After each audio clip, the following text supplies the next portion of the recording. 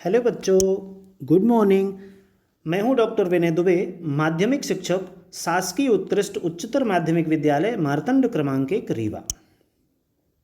आज हम जिस विषय का अध्ययन करने चल रहे हैं वह है कक्षा 9वीं का विज्ञान, अध्याय 4 परमाणु संरचना और इसका भाग 3। आज के इस वीडियो सत्र में हम अध्ययन करेंगे न्यूट्रॉन की खोज एवं इसके महत्वपूर्ण गुण, विभिन्न कक्षाओं में इलेक्ट्रॉन कैसे वितरित होते हैं और विभिन्न तत्वों के इलेक्ट्रॉनिक विन्यास। सबसे पहले प्रारंभ करते हैं न्यूट्रॉन की खोज। सन 1932 तक केवल यह माना जाता था कि परमाणु इलेक्ट्रॉन और प्रोटॉन से मिलकर बना है। सन 1932 में जेम्स चैडविक ने बेरिलियम या बोरान की पतली शीट पर अल्फा कणों की बमबारी से परमाणु के तीसरे अवयवी कण न्यूट्रॉन की खोज किया। इसी कारण न्यूट्रॉन के आविष्कार का श्रेय जेम्स चैडविक को जाता है। इन्होंने बेरिलियम के हल्के नाभिक पर अल्फा कणों की बौछार करा करके कार्बन 6 परमाणु भार 12 का एक नया नाभिक बना और साथ में मुक्त हुआ न्यूट्रॉन, जिसे 01N1 से प्रदर्शित किया गया है। अब इसके पश्चात हमको देखना है न्यूट्रॉन के महत्वपूर्ण गुण। सबसे पहला, न्यूट्रॉन को 0N1 या N से प्रदर्शित किया जाता है। दूसरा, यह परमाणु का स्थायी मूल कण है। तीसरा, स्थायी मौलिक कण है जो सभी परमाणु नाभिकों में विद्यमान रहता है, हाइड्रोजन के अलावा। तीसरा प्रमुख गुण है कि यह उदासीन होता है, अर्थात इस पर कोई आवेश नहीं होता। चौथा गुण है न्यूट्रॉन का द्रव्यमान 1.675 × 10⁻24 ग्राम या 1.008065 AMU होता है। यहाँ AMU एटॉमिक मास यूनिट है। अगली प्रॉपर्टी है, यह हाइड्रोजन के अलावा अन्य सभी परमाणुओं में पाया जाता है। तब बात करनी है हमें परमाणु की संरचना की। और जैसा पिछली कक्षा के वीडियो में हम पढ़ चुके हैं, इसके पहले वाले पार्ट में, कि परमाणु में 2 अवयवी कण पहले खोजे जा चुके थे, इलेक्ट्रॉन और प्रोटॉन, और जेम्स चैडविक ने तीसरा अवयवी कण खोज दिया, न्यूट्रॉन। तो अब वैज्ञानिकों के सामने यह समस्या थी कि परमाणु के अंदर ये तीनों रचक कण किस प्रकार व्यवस्थित रहते हैं। जैसा आपको याद हो कि रदरफोर्ड के अल्फा कण प्रकीर्णन प्रयोग से यह सिद्ध हो गया था कि परमाणु में नाभिक होता है और उसके नाभिक में प्रोटॉन और न्यूट्रॉन कण उपस्थित रहते हैं। इन्हीं को न्यूक्लियन कहा जाता है। और इलेक्ट्रॉन नाभिक के चारों ओर वृत्ताकार कक्षाओं में चक्कर लगाते रहते हैं। नील्स बोर के परमाणु मॉडल में इन्हीं को ऊर्जा स्तर या कोष कहा गया था कि इन कक्षाओं की ऊर्जा निश्चित होती है और इलेक्ट्रॉन की भी ऊर्जा निश्चित होती है। जब कोई इलेक्ट्रॉन निश्चित ऊर्जा वाली कक्षा में चक्कर लगाता है तो वह किसी भी प्रकार की ऊर्जा विकिरण का उत्सर्जन नहीं करता।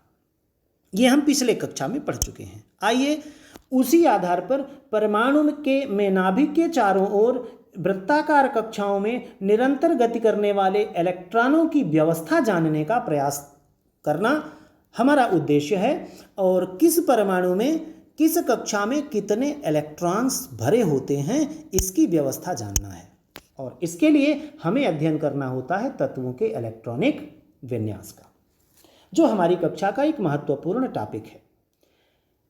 परमाणु की विभिन्न कक्षाओं में इलेक्ट्रॉन कैसे वितरित होते हैं, इसके लिए बोर और बरी ने कुछ नियम प्रस्तुत किए, जिसे बोर-बरी स्कीम या बोर-बरी योजना के नाम से जाना जाता है।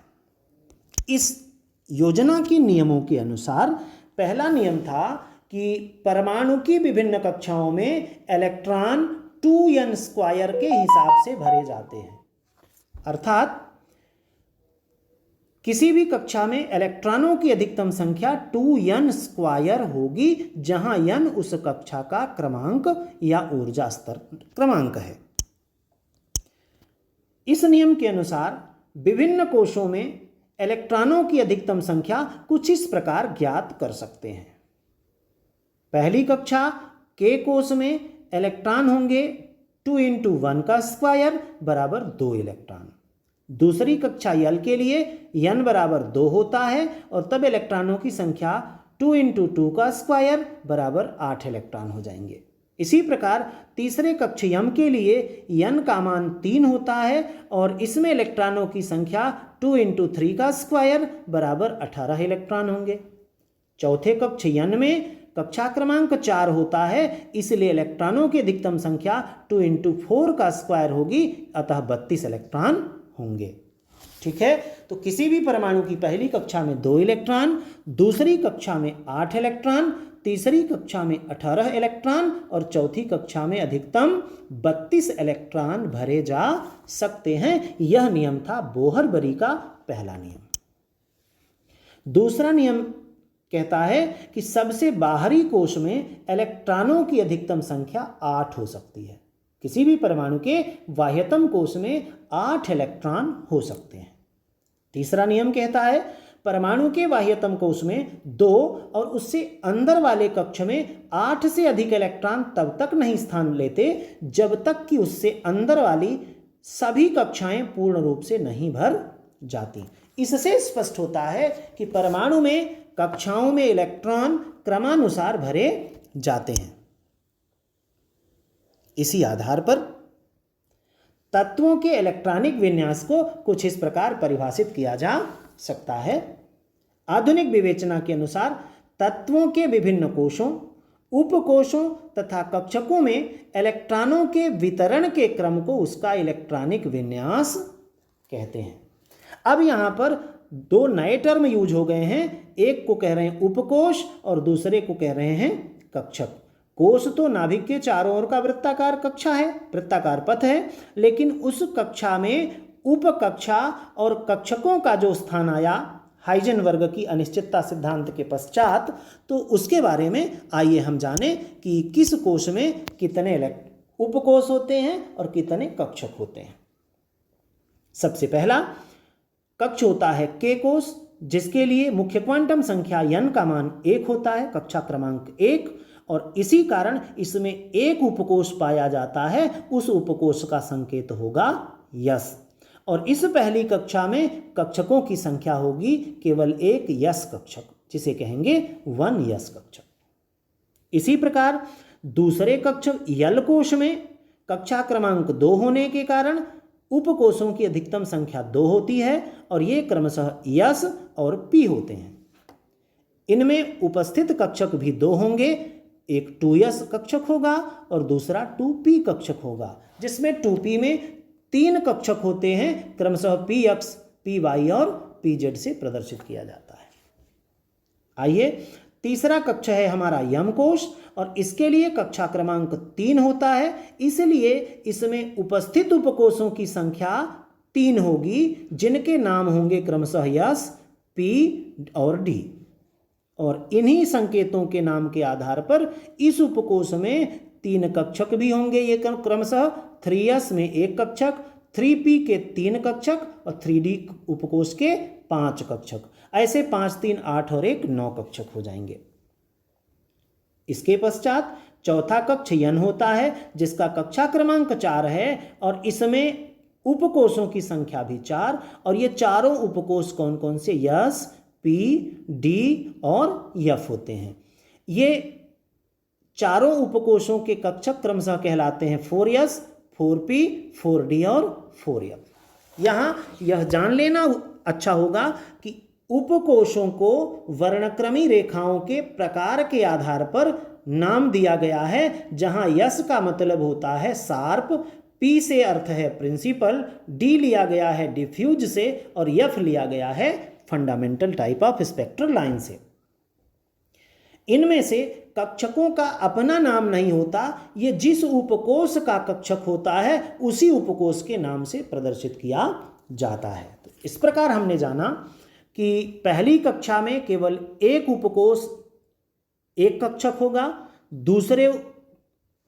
दूसरी कक्षा में 2 उपकोश होंगे यस और पी, तीसरी कक्षा में 3 उपकोश होंगे यस पी डी और चौथी कक्षा में 4 उपकोश होंगे यस पी डी एफ। इसके बाद 5वीं, 6ठी, 7वीं सभी कक्षाओं में ये 4 उपकोष ही उपस्थित रहते हैं। बोरबरी की योजना कहती है कि किसी भी परमाणु के बाह्यतम कोश में 32 से अधिक इलेक्ट्रॉन नहीं भरे जा सकते।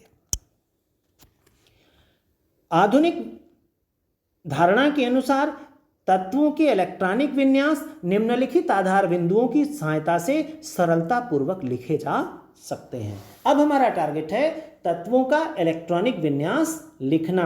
और जैसा आप में से बहुत से बच्चे कई बार कठिनाई महसूस करते हैं कि तत्वों का इलेक्ट्रॉनिक विन्यास कैसे लिखा जाए, तो चलिए हम सीखेंगे बहुत ही सरल तरीके से तत्वों का इलेक्ट्रॉनिक विन्यास लिखना। आधुनिक नियमों में पहला कहता है कि तत्वों के परमाणु क्रमांक के बढ़ते क्रम में इलेक्ट्रॉन एक एक करके विभिन्न कक्षकों में क्रमशः प्रवेश करते हैं, क्रमशः भरे जाते हैं। दूसरा नियम है कि इलेक्ट्रॉन सदैव कक्षकों की ऊर्जा के बढ़ते क्रम में भरे जाते हैं, अर्थात जब तक कम ऊर्जा वाला कक्षक पूर्ण नहीं भर जाता तब तक अधिक ऊर्जा वाले कक्षक में इलेक्ट्रॉन प्रवेश नहीं करते। ठीक है, कक्षकों की ऊर्जा का बढ़ता क्रम होता है और यदि यह क्रम हमसे बन जाए तो फिर इलेक्ट्रॉनिक विन्यास लिखने में हमें कहीं कोई कठिनाई नहीं होगी। आइए देखें तीसरा नियम, जो कहता है कि तत्वों का इलेक्ट्रॉनिक विन्यास बनाते समय आफबाउ नियम, हुंड का अधिकतम बहुलकता का नियम, पाउली का अपवर्जन नियम तथा अर्धपूरित और पूर्णपूरित कक्षकों के स्थायित्व के नियम का पालन किया जाता है। परमाणु क्रमांक 20 से आगे के इलेक्ट्रॉनिक विन्यास जब हम बनाएंगे तो इनमें से अर्धपूरित और पूर्णपूरित कक्षकों के स्थायित्व के नियम की आवश्यकता पड़ती है। 20 तक के लिए तो हम बड़ी सरलता से सिंपल मेथड में केवल कक्षकों की ऊर्जा का बढ़ता क्रम याद करें और इलेक्ट्रॉनिक विन्यास सीखें। आइए देखें कैसे। अफबाउ नियम के द्वारा कक्षकों की ऊर्जा का बढ़ता क्रम निश्चित होता है। इसी को N+L नियम भी कहते हैं, अर्थात उस कक्षक में इलेक्ट्रॉन पहले भरे जाते हैं जिसके लिए N+L का मान सबसे कम हो, न्यूनतम हो। यहाँ N मुख्य क्वांटम संख्या और L द्विगंशी क्वांटम संख्या को व्यक्त करती है। इसका दूसरा नियम है कि यदि किन्हीं दो कक्षकों के लिए N+L का मान समान हो तो इलेक्ट्रॉन पहले उस कक्षक में भरता है जिसके लिए N का मान सबसे कम हो, अर्थात जिसकी प्रिंसिपल क्वांटम संख्या, जिसकी मुख्य क्वांटम संख्या सबसे कम होगी। यह कहलाता है N+L नियम। और इस नियम के अनुसार कक्षकों की ऊर्जा का सही बढ़ता क्रम कुछ इस प्रकार निर्धारित होता है, जिसमें पहले 1s, उससे ज्यादा ऊर्जा 2s की, फिर 2p, फिर 3s, फिर 3p, 4s, उसके बाद 3d, फिर 4p, 5s, 4d, 5p, 6s, 4f, 5d, 6p, 7s, 5f, 6d, 7p और 8s। अब हमारा टारगेट यह है कि हमारे अधिकांश विद्यार्थी कक्षकों की ऊर्जा का यह बढ़ता क्रम सरलता से याद कैसे करें। तो आइए एक ट्रिक सीखते हैं। यहां एक कोड लिखा है, देखिएगा। School school, public school, public school, Delhi public school, Delhi public school, फिर दिल्ली पब्लिक स्कूल, फिर दिल्ली पब्लिक स्कूल। तो आप सभी को क्या याद करना है, एक बार पुनः दोहरा सकते हैं हमारे साथ। School school, public school, public school, Delhi public school, Delhi public school, फिर दिल्ली पब्लिक स्कूल, फिर दिल्ली पब्लिक स्कूल। यदि आपको ये याद हो गया तो आइए समझें कि इसका क्या मतलब है। हमने कहा स्कूल का संकेत यस होगा, पब्लिक स्कूल का संकेत पी से, स्कूल यस से, दिल्ली पब्लिक स्कूल डी के लिए है, फिर यफ के लिए है। तो हमने पहले देखा स्कूल स्कूल, यहां यस और यस लिखा है। पब्लिक स्कूल, यहां पर पब्लिक स्कूल पीएस और पब्लिक स्कूल पीएस लिखा है। इसके पश्चात दिल्ली पब्लिक स्कूल और दिल्ली पब्लिक स्कूल आया है, फिर दिल्ली पब्लिक स्कूल, फिर दिल्ली पब्लिक स्कूल। तो जो संकेत लिखे हुए हैं, स्कूल का संकेत यस, पब्लिक का संकेत पी, दिल्ली का संकेत डी और फिर का संकेत यफ है। इस आधार पर यदि हम इनको क्रम से लिख लेते हैं, school school, public school public school, Delhi public school Delhi public school, फिर दिल्ली पब्लिक स्कूल, फिर दिल्ली पब्लिक स्कूल, तो अब ये नंबर कैसे आएंगे? नंबरिंग का तरीका ये है कि सबसे पहला कक्षक यस होता है, इसलिए यस की नंबरिंग कहाँ से शुरू होगी? 1 से। और कतार में जितने यस होंगे सबको नंबर देते जाना है, केवल यस को नंबर देना है। यहाँ 1, अगले यस को 2 नंबर, यहाँ वाले यस को 3, इस यस को 4 नंबर, फिर यहाँ पर 5 नंबर, अगला यस 6 नंबर, यहाँ पर यस 7 नंबर और यहाँ यस 8 नंबर आ गया। अब दूसरा कक्षक आएगा पी, और पी की नंबरिंग कहाँ से स्टार्ट होगी? 2 से। पी को संख्या 2 से दर्शाना शुरू करेंगे। पहले पी को नंबर 2 देंगे, 2 क्रमांक देने के बाद अगला पी आएगा, उसको 3 नंबर, अगले पी को 4, नेक्स्ट पी को 5, नेक्स्ट पी को 6 नंबर और अगले पी को 7 नंबर देंगे। तो जितने पी कतार में रहेंगे उन सब पी तक नंबर लिखेंगे, लेकिन नंबरिंग स्टार्ट होगी कहाँ से? 2 से। ध्यान रहे, यस की नंबरिंग 1 से स्टार्ट हुई थी, पी की नंबरिंग 2 से स्टार्ट हुई। अब डी की बात आती है, और डी परमाणु के कोष का तीसरा कक्षक होता है, इसलिए डी की नंबरिंग कहाँ से स्टार्ट करेंगे हम? 3 से।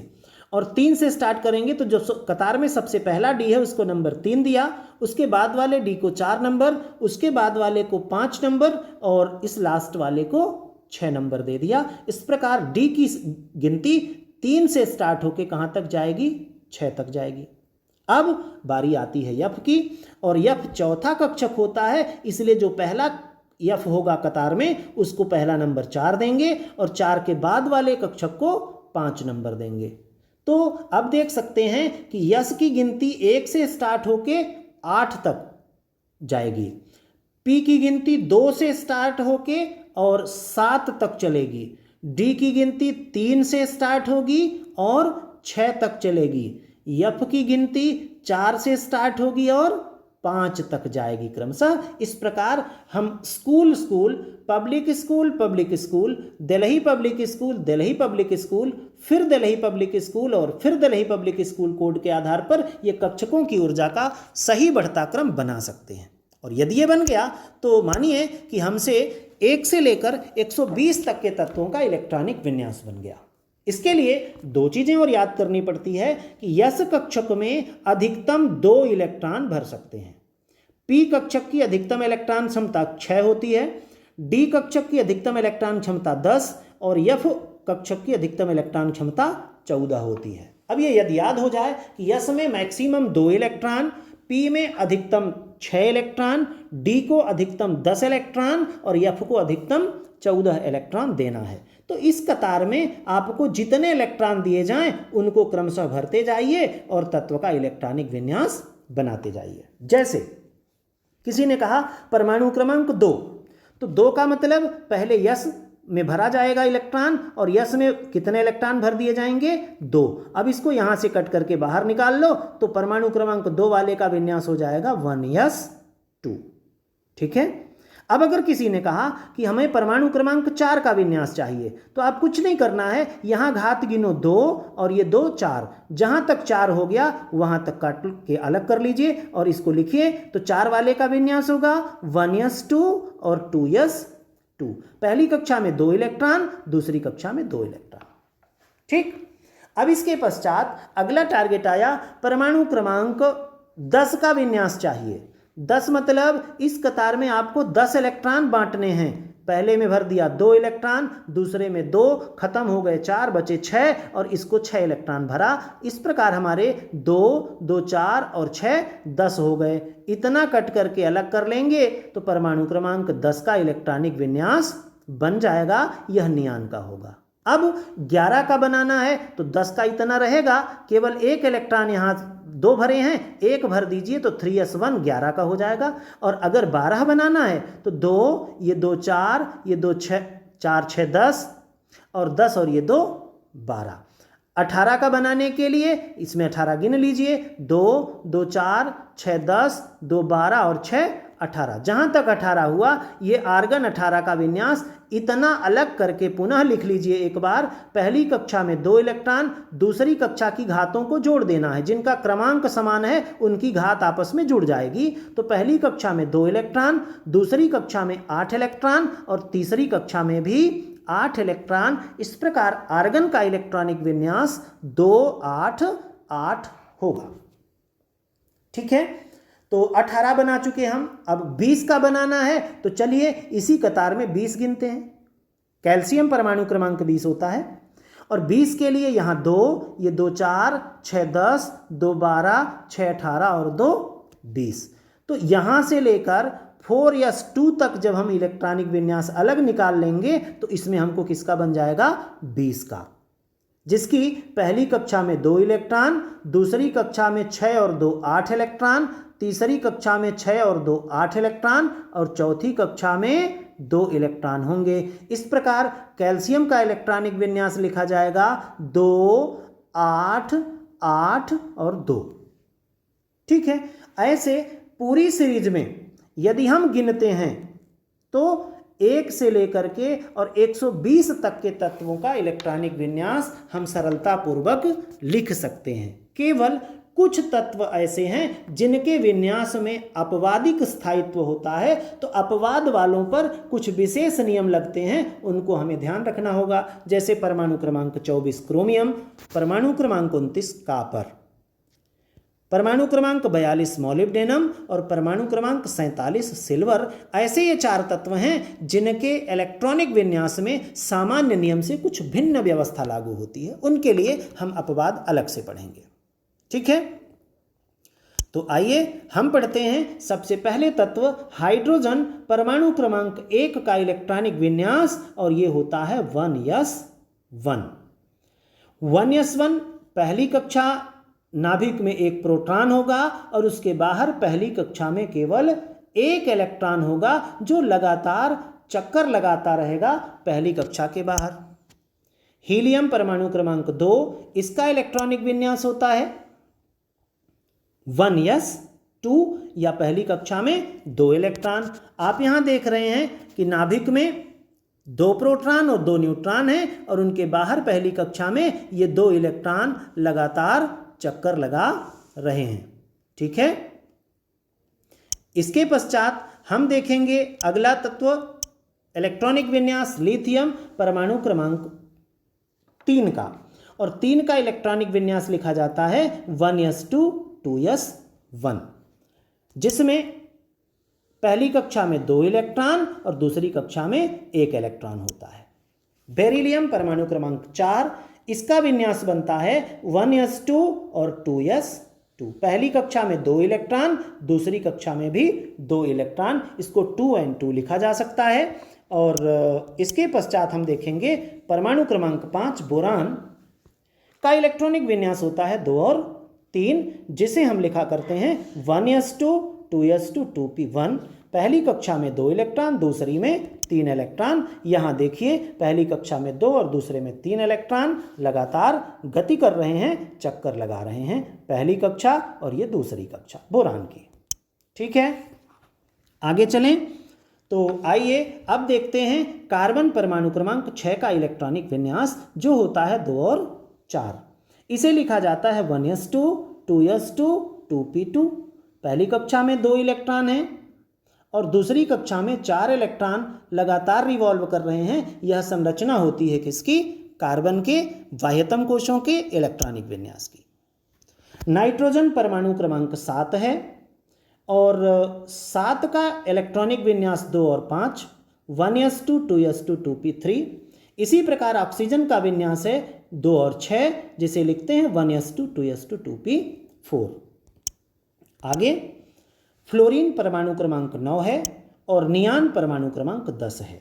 फ्लोरीन का विन्यास 2 और 7, 1s2 2s2 2p5। नियान का विन्यास 1s2 2s2 2p6 या 2 और 8। यहाँ जान लेना है कि नियान के बाह्यतम कोश में 8 इलेक्ट्रॉन हैं। यह स्थायी अष्टक वाला तत्व है, इसीलिए अक्रिय होता है और एक परमाणु अवस्था में स्थायी रूप में पाया जाता है। सोडियम परमाणु क्रमांक 11, इसका इलेक्ट्रॉनिक विन्यास होता है 281। पहली 1s2, 2s2, 2p6 और 3s1।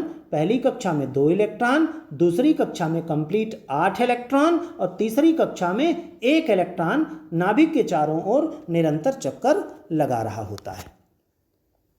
ठीक है, इसके पश्चात बचता है हमारे पास एल्यूमिनियम परमाणु क्रमांक 13 का विन्यास 283, जिसमें पहली कक्षा में 2 इलेक्ट्रॉन, दूसरी कक्षा में 8 इलेक्ट्रॉन और तीसरी कक्षा में 3 इलेक्ट्रॉन होते हैं। इसी प्रकार सिलिकॉन 14 में 284 है, जिसमें पहली कक्षा में 2 इलेक्ट्रॉन, दूसरी कक्षा में 8 इलेक्ट्रॉन और तीसरी कक्षा में 4 इलेक्ट्रॉन लगातार नाभिक के चारों ओर चक्कर लगा रहे होते हैं। आगे बढ़ें तो हमें यहाँ पर दिखाई दे रहा है परमाणु क्रमांक 1 से लेकर 10 तक वाले तत्वों के इलेक्ट्रॉनिक विन्यास, जिनको क्रमशः पीछे हमने पढ़ा है, वह एक सारणी के अनुसार 1 से 10 तक के तत्वों का इलेक्ट्रॉनिक विन्यास इस फिगर में दिखाया गया है, जिसे आप आसानी से समझ सकते हैं। दूसरा, परमाणु क्रमांक 11 से लेकर 20 तक के तत्वों की इलेक्ट्रॉनिक संरचना इस चित्र में प्रदर्शित की गई है, जहां सोडियम का विन्यास 281, मैग्नीशियम का 282, एल्यूमिनियम का 283, सिलिकॉन का 284। इसके पश्चात फास्फोरस 15 में 285, सल्फर 16 में 286, क्लोरीन 17 का 287 और आर्गन 18 का 288 होता है। ये इलेक्ट्रॉनिक विन्यास हम बड़ी आसानी से समझ सकते हैं। अब बारी आती है महत्वपूर्ण प्रश्नावली की। चलिए, पहला प्रश्न है आप सभी के लिए, एल्यूमिनियम का सही इलेक्ट्रॉनिक विन्यास कौन सा है? 28, 823, 283, 2821। आइए सही उत्तर देख लेते हैं। और एल्यूमिनियम का परमाणु क्रमांक 13 सही इलेक्ट्रॉनिक विन्यास होता है 283, अर्थात यहां पर ऑप्शन सी सही उत्तर होगा। ठीक, अगला प्रश्न है, क्लोरीन का सही इलेक्ट्रॉनिक विन्यास निम्न में से कौन सा है? 2 और 7, 261, 287, 278। जानना होता है क्लोरीन का परमाणु क्रमांक 17, तो उसका सही इलेक्ट्रॉनिक विन्यास होगा कुछ इस प्रकार, क्लोरीन 17, 287, पहले कोष में 2 इलेक्ट्रॉन, दूसरे में 8 और तीसरे में 7 इलेक्ट्रॉन। ठीक है, अगला अंतिम प्रश्न है हमारा, पोटेशियम का सही इलेक्ट्रॉनिक विन्यास निम्न में से कौन सा है? 288, 2891, 2881 और 2710। सही उत्तर है पोटेशियम 19, इलेक्ट्रॉनिक विन्यास 288 और 1। तो इस प्रकार हमने सीखा विभिन्न तत्वों के इलेक्ट्रॉनिक विन्यास कैसे बनाए जाते हैं और इन तत्वों के इलेक्ट्रॉनिक विन्यास को अधिकतम सरलता से कैसे सीखा जा सकता है। आज के इस वीडियो में हम सभी ने पढ़ा है। धन्यवाद आप सभी का। नमस्कार।